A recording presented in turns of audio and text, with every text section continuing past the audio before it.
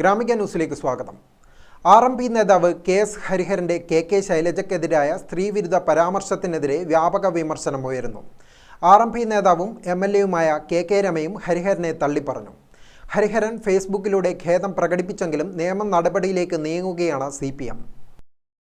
ഹരിഹരന്റെ ഭാഗത്തു നിന്നുണ്ടായ പരാമർശം തീർത്തും തെറ്റായ ഒന്നായിരുന്നു.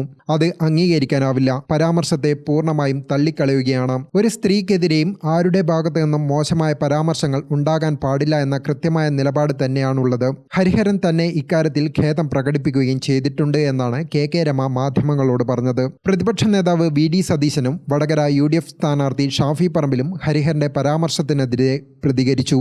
വടകരയിലെ അശ്ലീല വീഡിയോ സംബന്ധിച്ച് സംസാരിക്കവെയാണ് RMP നേതാവ് KS ഹരിഹരൻ സ്ത്രീവിരുദ്ധ പരാമർശം നടത്തിയത്. വിമർശനങ്ങളും തള്ളിപ്പറയലും ഉയർന്നതോടെ വടകരയിൽ നടത്തിയ ഒരു പ്രസംഗത്തിൽ അനുചിതമായ ഒരു പരാമർശം കടന്നുവന്നതായി സുഹൃത്തുക്കളും മാധ്യമപ്രവർത്തകരും എന്റെ ശ്രദ്ധയിൽപ്പെടുത്തുകയുണ്ടായി. തെറ്റായ ആ പരാമർശം നടത്തിയതിൽ നിർവ്യാജം ഖേദിക്കുന്നു എന്ന ഫേസ്ബുക്ക് പോസ്റ്റുമായി ഹരിഹരൻ രംഗത്ത് വന്നു.